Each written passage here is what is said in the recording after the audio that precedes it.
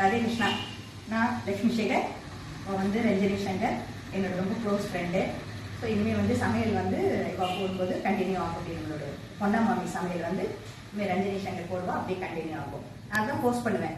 Okay, இப்போ இன்னைக்கு என்ன பண்ண போறோம்னா சுண்டைக்காய் வத்தல் எப்படி பண்ணுறது அப்படிங்கிறத பண்ணி காட்ட போகிறோம். இன்றைக்கி வந்து இதில் சுண்டைக்காய் வத்தல் எப்படி பண்ண போகிறது அப்படின்னு பார்க்க போகிறோம். அதுக்கு வந்து தேவையான சாமான் வந்து ஒரு கப்பு சுண்டைக்காய் எடுத்துருக்கோம். இன்னொன்றில் வந்து ஒரு 1/4 கப்பு சுண்டைக்காய், 1 கப்புனாக்கா அதுக்கு 1/4 கப்பு கல்லுப்பு. பொடி உப்பானாக்கா ரொம்ப ஜாஸ்தியானதில்ல, கல்லுப்பு ரொம்ப நல்லது. இந்த சுண்டைக்காயை வந்து தட்டிக்கலாம்.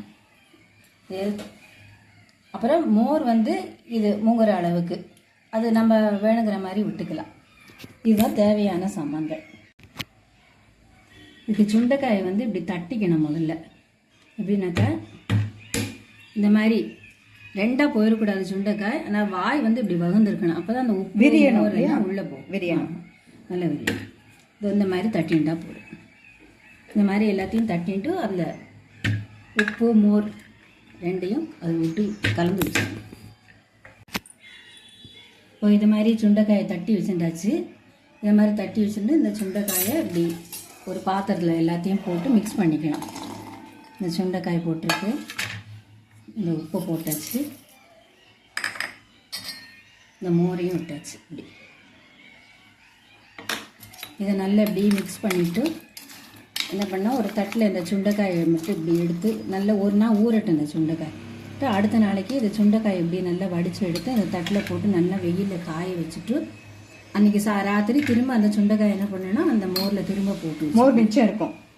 இந்த மோரில் திரும்ப போட்டு வச்சுட்டு அப்புறம் அடுத்த நாளைக்கு அது இப்படி பண்ணி இந்த சுண்டைக்காய் வந்து நல்லா சலன்னு சத்தம் கேட்குற வரைக்கும் நல்லா காய வச்சாச்சுன்னா அப்புறம் நம்ம எண்ணெயில் வறுத்துக்கலாம்.